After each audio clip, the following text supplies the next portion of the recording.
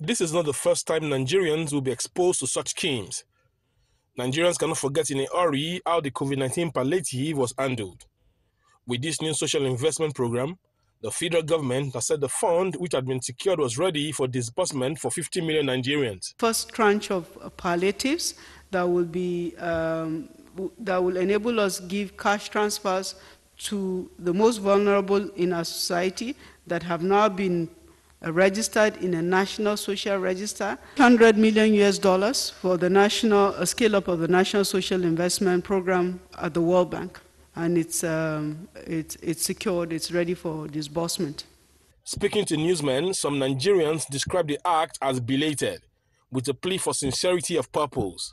I think the federal government must be very, very holistic this time around about the selection process, the targeted would-be beneficiaries must be very, very selective and be ensure that the most vulnerables are the beneficiaries of this program. And it should not be like some of the programs we had in the past, like the SPWs and some other ones, where you had the program being manipulated, especially by the politicians. I think it's another joke of the millennium, because when you consider the antecedent of this present administration, you realize that these are some of the things that actually get Nigerian youth angry in the first place. That you just make policy statements without recourse to statistics to back it up.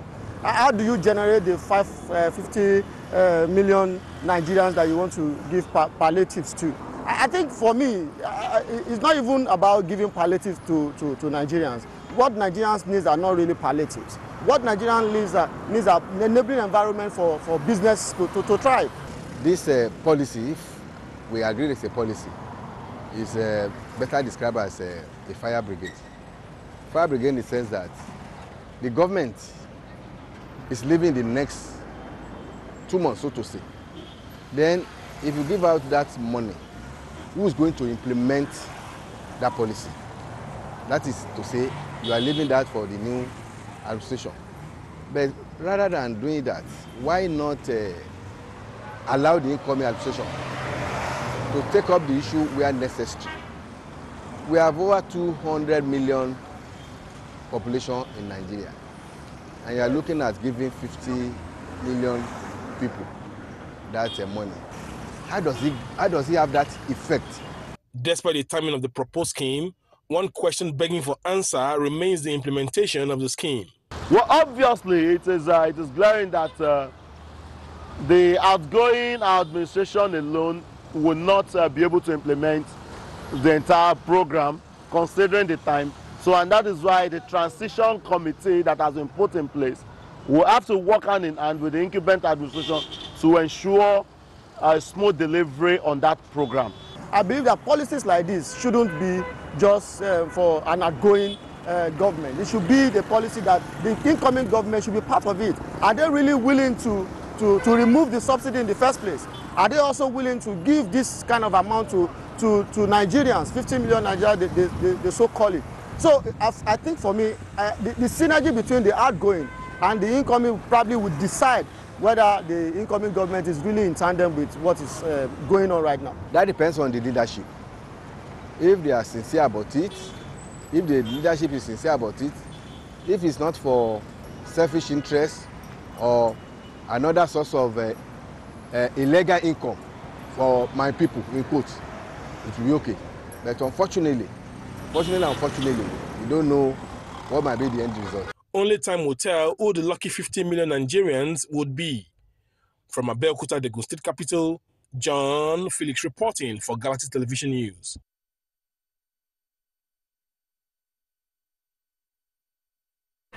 That's how Nigerians feel about the $800 million palliative to cushion the negative effect of subsidy. And one of the things that one would realize is there seems to be lots of fears about mismanagement. But let me first ask, when you had the news that the federal government secured the $800 million World Bank loan to cushion negative effects of subsidy removal, what were your feelings? How did you feel about it? It was like, oh, not again. Not again, because, you know, if you check the according to the current debt profile we have now, we have close to 77 trillion naira, CBN overdraft and new loans. So when you have to think of that alone, then it makes you like jittery, having to think of generation coming, you know. Then when you look at the current budget of 21.8 trillion naira, and 11 trillion of that 21.8 trillion was sourced on loan. 2023. Now, you have $800 million. Less than 2 months to leave. The timing is zero. The purpose unclear. And the method is questionable. You know? But according to The them, execution is questionable, highly questionable, and the purpose, for God's sake, this law could destabilize the next government. Because you have the legitimacy of it should be left for the next government to decide. What I don't know what the World Bank. Then please let's get this clear. The finance minister said this loan is supposed to be a facility. What facility, for God's sake? A grant or a loan? Because a grant has its unique, you know, attributes, and loan also has its conditions. What are we getting? You said information has not been very clear about this, and citizens deserve to know what they are getting into. At the end of the day, you have governors who serve just 4 years, 4-year term, and at most 8 years, having to smile to the banks with millions, duplex in many states, capital states of the Federation, 2 policemen and 3 or 2 other cars for them, and the deputy and the wives, you know, DSS to also go around with them. You also have, those cars have to be changed every 2 years or every 4 years. In a country that swims in debt or facility, you know, whether grant or loan, and these are the things we are talking about. In the spirit of Easter that preaches sacrifice, how do you come to terms with all this? well, on their part, they might think this is a huge sacrifice because $800 million is not a small amount of money. And this is supposed to be transport grant for the vulnerable, the poorest of the poor in Nigeria. Who is the vulnerable, and how do you come to terms with labeling someone vulnerable? And where is their addresses? How do you locate them? Then we will have to get to this more information from the finance minister. And you say you have 10 million households who represent 50 million Nigerians. We need more clarity on that as well. Because when you go to Maiduguri, Shagari low-cost estate, A and B, you see keys of about, in fact, this special report was on Daily Trust 2 days ago, keys of less than juvenile sex workers, 13 years old, they have nowhere to shelter, and the situation is so bad that when you pick a call their mom, that you need someone, they will gladly, because of grinding poverty, they will gladly avail their keys. And you are talking of the vulnerable. What could be more vulnerable like that? These are displaced Nigerians, you know, poor. They are ready-made, you know, individuals for terrorism. You have 21.2, according to United Nations Educational, Scientific, and Cultural Organization, UNESCO, out-of-school children.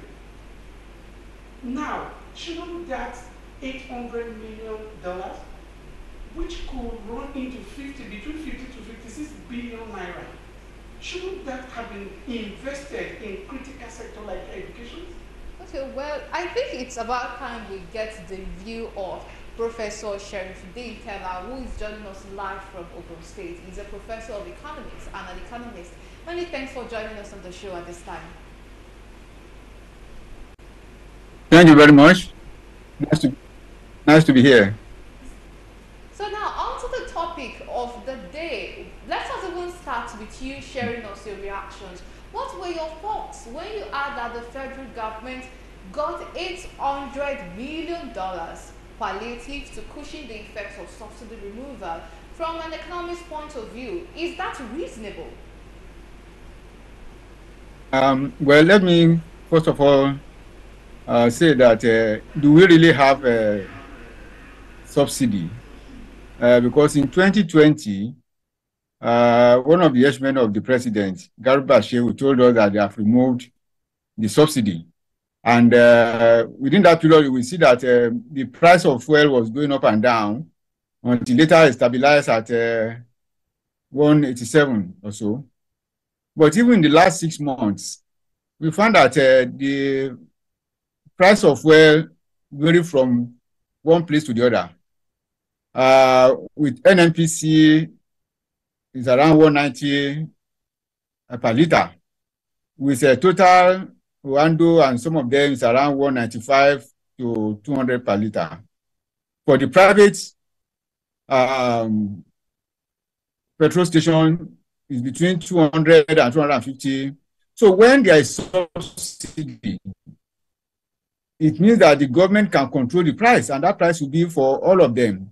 So the situation where you have different prices for different levels for different petrol stations or ownership simply means that there is the regulation already. So there is no subsidy. So if they tell us that there is subsidy, they are just telling lies. That is one side of the story. The second side is if you say they want to cushion the effect of subsidy, then you go and borrow money. That is money for consumption. Borrowed money is supposed to be for productive venture so that the venture will be able to pay itself in future. Now you go and borrow money for consumption. And then you are telling us that, oh, thank God that you have gotten this money. The level of debt now that we are in is what we call debt trap. China, that normally lend countries, money at free will, is even afraid of lending us money because they know that our capacity will not be able to pay because we are not productive anymore. So the one they got from the World Bank is part of the agenda to totally nail the coffin. Because I really don't know. One, they have told us about these 40 million, 30 million Nigerians sometimes. We have told them to produce the list. Nobody has been able to give us the list. How did they arrive at that list? Where did they get all those things? So I believe that the last money for sharing before this government leaves office at the expense of Nigerians. And that's unfair on the nation. This is a country that is said to be the largest maybe revenue or output or income in Africa. Yet, it is the largest, the country with the largest number of poverty-stricken people in the world. How do you, collaborate that? So the government is not sincere. It's not. You can't borrow money for consumption, for God's sake. And you want to borrow money, you go and borrow dollar. You convert that dollar to naira to distribute to yourself or to whoever, and then you are going to pay back in dollar. And the reserve continuously go down all the while. So I think that the government is not sincere. The government has always been borrowing. And this is the last time they will borrow to share to themselves and not to any Nigerians. Let them bring the list. They have never brought any list out since we have been asking them to bring the list. And like I said, there's no subsidy. When there is subsidy, the government should be able to control the price. They have not been able to control the price. They have not been able to control the supply. Because if there is subsidy, they are supposed to supply regularly. And so there won't be any problem of not getting petrol in a petrol station. People still queue in some petrol stations. Then there won't be a case where you have 3 levels of prices, running at the same time. It will be the same price across. So they have regulated the thing, and nobody is paying any subsidy anywhere. So it's unfortunate, and I think that I don't know, the NLC and TUC were fighting them over that they should not deregulate, they should not remove subsidy. Which subsidy are they removing? The subsidy is no longer there. All the things that we have seen have shown that there is no subsidy anywhere. Whoever is being paid subsidy is into his pocket. Because if you can now buy fuel at 250, some people can buy at 190, depending. You have to shop around for the petrol that is selling at lower prices. It simply means there is no subsidy in it. There is no regulation. Everybody is just selling at its own price, and that is why I'm surprised that they go for a loan of 800 billion to do what? To destroy to some Nigerians. You go and borrow money to pay Nigeria in naira, and then you pay back in dollar. That's not economics. I don't know what kind of economics they are doing, and it's unfortunate anyway. But I will always insist that there is no subsidy anywhere and nobody is being paid any money. Whoever is paid should return the money back to Nigerians. All right, and despite the fact that from your own point of view, the subsidy that we have in Nigeria seems to be an illusion, would you say that it might have been better to keep up that illusion rather than removing the subsidy and getting that huge amount of loan in dollars? I say there's no subsidy to remove. The subsidy is already removed. So we can't be talking of subsidy. There is no subsidy to remove. Like I explained, if there is subsidy, they'll be able to regulate supply, they'll be able to regulate price. Nobody is doing that anymore. So it means that it's deregulated. So there's no subsidy. This money they are collecting is for sharing. It's not for any subsidy. And even assuming that there is subsidy, and then you want to give palliative, you must give palliative in your own currency, from your own domestic mobilized fund, not from not borrowing dollar to come and give palliative in naira.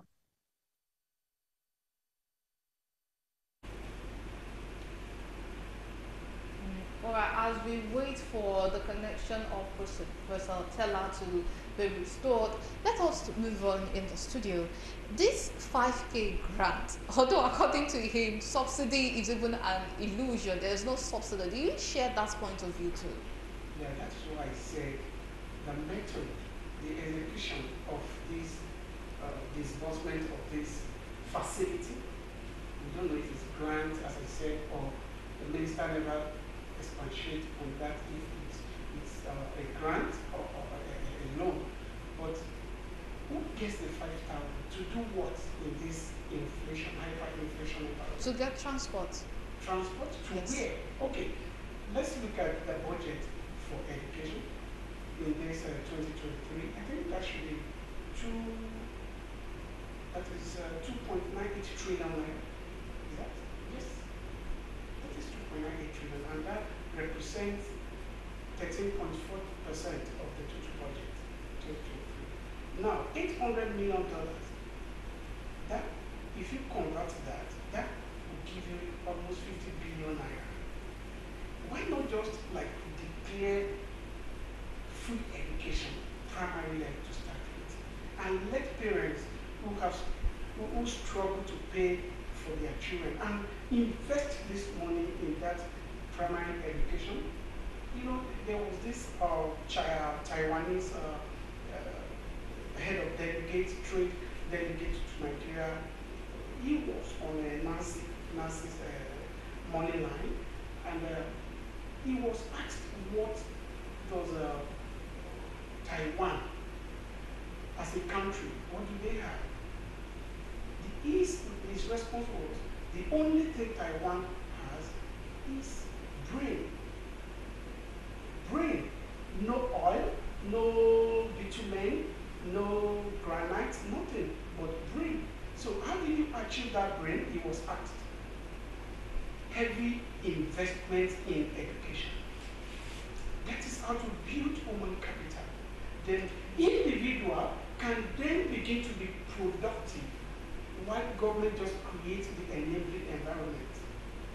It's not about sharing 5,000 naira. It's the most primitive way of helping citizens in the 21st century.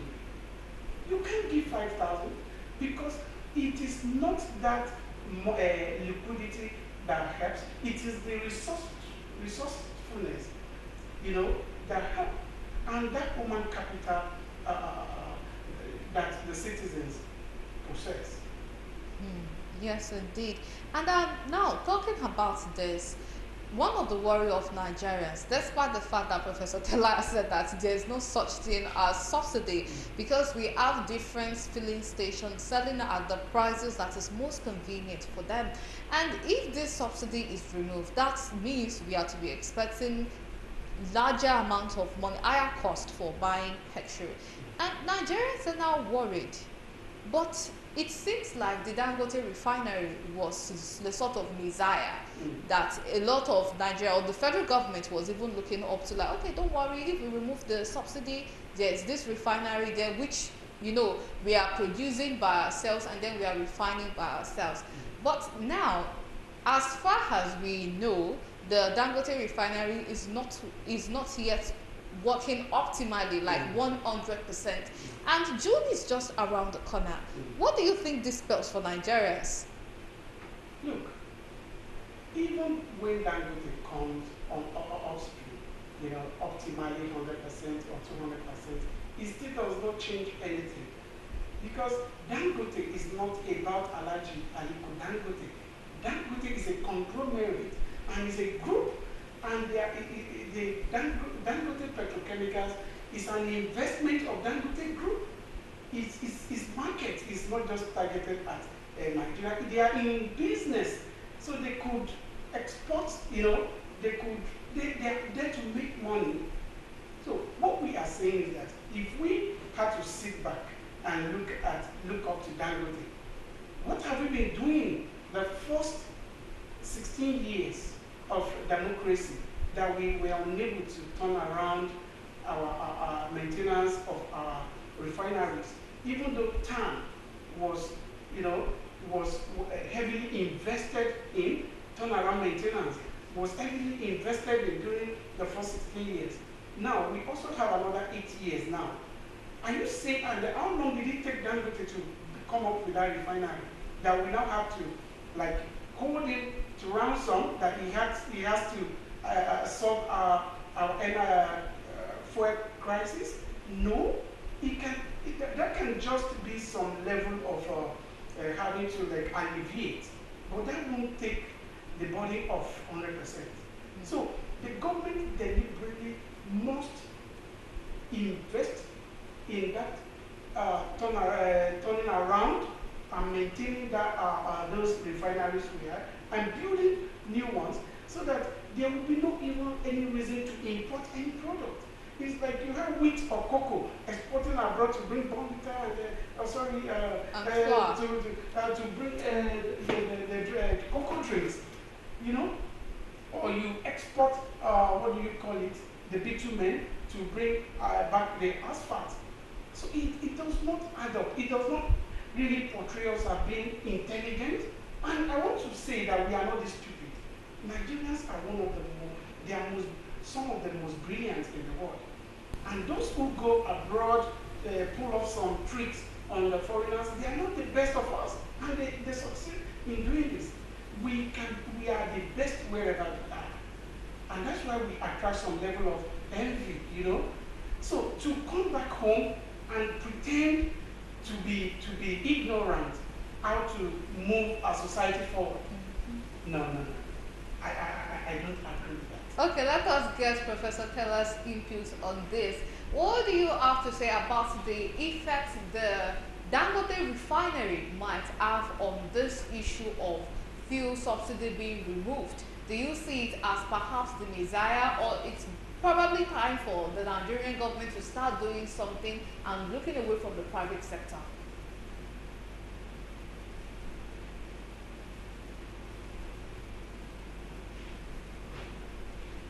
Oh, okay, it seems we do not have Professor Telha. We do not have him back with us here. And now, still going, as we were saying earlier, Nigeria is like a country people want to envy in this current situation we are in. Nigerians have this, you know, as citizens, when you see Nigerians go abroad, you see as individuals that intelligence we exude, you understand? And it tells you that we are not that, kind of species who are bereft of ideas. That's what I'm trying to say here. So to say we are unable to have refineries in a country of about 200 million people, in a country of intellectuals, of diverse mineral resources, where we have a fund for political office being sold for about 15 million naira for governorship, that the wealth we have here, that we are unable to manage to provide for ourselves, it's an embarrassment, and it's ridiculous. When we talk about this $800 million grant, one of the challenge that people just come up with automatically is, how do you want to account for the people who are poor, for the people who are vulnerable, for the people who really are in dire need of this 5,000 naira, maybe monthly grant now, we are not sure. But seeing that the National Population Commission is about to conduct census, which is going to be happening in a few weeks, and the census is supposed to be at its climax by April 25 to April 30th of this month.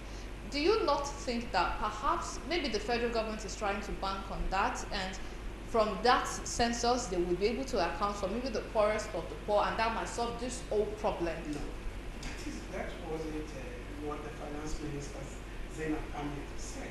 She said the existing register of 10 million households, and that translates to, according to her, to 50 million Nigerians. Now, I don't know if she knows where those people live. Where do they live? Where did she locate them? Do they have account details with certain banks? Was that money disbursed electronically or cash? And the CBN complained of having excess liquidity, in the system, and they had to mop up excess cash in circulation. In circulation. Are you saying you're going to bring 800 million, which is about 50 to 56 billion naira also? That's what she did during the palliatives, the COVID-19 and all that. Are you saying you're still going to bring that into the system and start sharing 10,000, 5,000 again? So we need more sincerity, and we need more clarity as citizens, because when you carry the citizens along in all your policies and you get some level of confidence, it instills confidence in people and they are able to support you. But when you have this notion, the citizens, that you can be trusted. So okay, look at what Professor was saying, that there is never subsidy. But I won't fault him, because before this government came on board, this says so. Subsidy is a scam. Never is a scam that never exists. So how come, when did it start to exist, and when is it going to stop? Whether subsidy exists or not, it won't go and it won't stop until our refineries function optimally.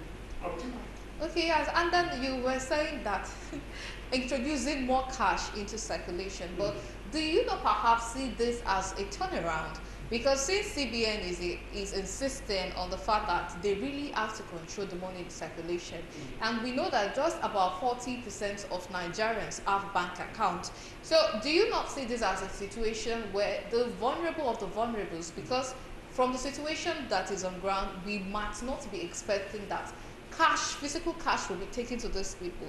So perhaps could it be a way of inculcating this set of people into internet banking and cashless policy? The vulnerable of the vulnerable, that is what they are tagged, right? The poor of the poor. So where do they live? Are they banked? Are they banked or unbanked? Now, doing this cash swap and mopping up of cash by the CBN 6 weeks ago, 7 weeks ago, and you saw how difficult it was for people to get to banks. carrying their money from villages and rural areas to cities. And the Kaduna State Governor and the Zamfara State Governor, they echoed these concerns that look, the nearest bank, the closest bank to people in rural areas, sometimes you have to drive 2 hours. So, when do you think those individuals, the vulnerable, so-called vulnerable, now, did you capture them? What address? You don't have a housing shelter for them. Where did you see them? Who represented them? So this thing is truth in so much of secrecy, and there is serious lack of transparency.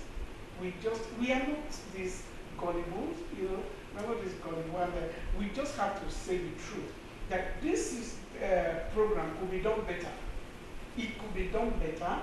Take this money, invest in critical sector like education and health. We found situations where people got to hospitals, they waited an hour before they could see the doctors. No bed, no mattresses, and you want to give people 5,000? Coupled with equipment. Yes, and let us check back in with Professor Keller now, because since he's back with us. So the Dangote refinery, when in full operation, is supposed to refine about 650,000 barrels of crude oil daily. But this Dangote refinery is not yet fully operational. It's not yet 100% operational. Because when we look at removal of fuel subsidy, one of the fear of Nigerians, although you said that there's no fuel subsidy, but we cannot remove that fear of Nigerians that petrol prices per litre, pump price per litre might be going to about 350 naira. Perhaps a lot of people were also looking up to this Dangote refinery to cushion the effect of subsidy, not the 5,000 naira the federal government wants to give. But now this refinery is not yet operational. What do you think Nigerians should be doing right now, or what should be the right thing to do at this time? Thank you very much. The Dangote refinery ought to have started producing and supplying to the local market. But the people, the mafia behind the subsidy are the ones that are also preventing it from working. NNPC said it was going to partner with Dangote. The feeling would be that Dangote could not get enough funds, and so NNPC will be supplying them funds in order to be able to meet up. And since NNPC has been part of it, we have not seen any difference. So I believe that the delay is caused by the mafia that are in charge of all these subsidy things that we are talking about. And I think that if we are going to get out of this, because there are also modular refineries that are supposed to come up, that NNP is supposed to also assist to come up. But they didn't do that. They also gave Dangote the opportunity to import fuel where it's supposed to be producing. It's cheaper to import fuel than to produce. And so that is why they are concentrating on that. So you can see all these games playing, all the games they are playing around. It's unfortunate. But what I would suggest is that this issue of the refinery working or not working, you should just forget about it. These refineries are more than 30 years. So the technology is already old. Let us build new refineries. I've found out that to build a new refinery that is not of the size of Dangote, and that's there is no need to go for that anymore since there's a private one doing that. It will cost us between $6 and $8 billion. So, and it will take less than 2 years to have it, and to be new technology. So this issue of we are refurbishing, we are recalibrating this and that will not be there. The new thing is a new thing, and we'll be competing with Dangote and other ones. So let's start thinking of that. For now, as I said, there is no subsidy, and we are managing ourselves, buying fuel that's supposed to be purchased to be bought at 187 naira at 250, and we are still managing. So we continue to manage like that. I think that when a new government comes in, they will look at it and see they are going to behave differently from this. I believe so, because they know that a lot of leakages are there, and that this borrowing is part of the leakage that we are talking about. So we should be thinking of having new refineries that will be competing with the private ones. And we can even invite outsiders to come and join in the, building new refineries. It can be a joint venture as it were. If you say we don't have enough money to do that. So in another 1 or 2 years, all this nonsense will stop. Because if we still say, oh, they have to repair the refinery, that refinery will never be repaired. And I believe also that those refineries are working. They are producing minimally. And so, but they will give us the impression that they are not producing at all, which is wrong, because you cannot be producing zero and have the same workforce who are getting their salaries, who are going on leave, who are getting annual increments, and all that. When you are producing zero, it's not possible, So I think that they ship the thing from Port Harcourt or wherever to Lagos Port and say it's imported. All those things, we have to look at it and see. I think there is lack of patriotism that this kind of thing will be happening to Nigerians. So, in the interim, whatever they want to remove, subsidy that they want to remove, let them remove it. It can't be more than what we are paying now. And then everybody will now know that we have to manage ourselves. And that will encourage Dangote refinery to come on stream too. So, if we dam all these subsidies in, I believe that Dangote refinery will come up, because Dangote cannot be producing and be selling more than that 250 naira, because the production cost is very small. That's those in the business. The production cost is small. All that is causing additional thing is because of the imported inputs, because our naira depreciated badly. So if Dangote is producing and is supplying to the Nigerian market, it can't be more than this 250, this 220 that we are buying. I believe so. So I think that we have to call the bluff of this subsidy. The subsidy is not there. Like I said, I don't believe it's there, because you can't be buying fuel at 250 and you say there is subsidy there. It's not. Very well, sir. And this step that the federal government has taken, that is receiving of $800 million. How do you see this affecting, or how do you see this affecting the new administration coming in? I don't know. I know that if there's a way for the incoming administration to stop it, they would have stopped it, because they would have stopped the disbursement. If you say, okay, you want to, in the budget, in the current budget, they already put their subsidy money. So why are they borrowing? They say that they are going to borrow money to pay for that subsidy. So they should be, whatever subsidy that they are paying, they should put that money aside. Let the new government come in and decide what they want to do with that money, because it's already borrowed. So we start paying whatever interest on it, although it does not mean that you cannot return it if you want to. But I know that Nigeria will not return it. You're already in serious debt. So I think that if there is a way by which the incoming government can persuade the government that, please, this money that you have collected, put it in savings. Let us see how we are going to do it when we come in. I think that will be the best thing. But I know that they won't wait for that, because they want to share it. It's not a matter of saying you are paying for any subsidy, because they want to share it. Because I don't know, you are going how many months and you are getting 800 something million naira. It's just for sharing. Had it been there's another party that has come in, they will have probed them and then they will have been able to return that money. Just as when APC came in, all our money that was with PDP, they started collecting them back, or whatever. Unfortunately, it's APC to APC. But we don't know. Maybe something will happen and then we will now be able to recover money, because that money is for sharing. It's not for, you can't borrow money for consumption. It's not done. And that is what you have been doing all the while, borrowing money for consumption. And that's why all the borrowed money have not translated into any development. Because when you go on the road, you will see Sukuk bond number 4, Sukuk number 3. The Sukuk bond is mobilized domestically. So all the ones that they have been borrowing, where are they?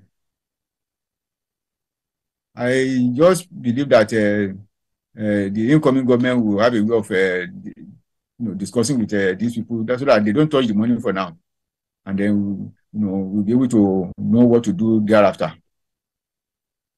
Perhaps there is still hope after all. Well, hopefully there is hope, but that's what I said, that it's the same government that is coming. But if this government comes in, you cannot be claiming that, you don't know that the thing is so bad, because it's the same government. So you can't be telling us that you don't know the thing is so bad. So you have to, the government will start talking underground now that please don't let it be worse than it is presently.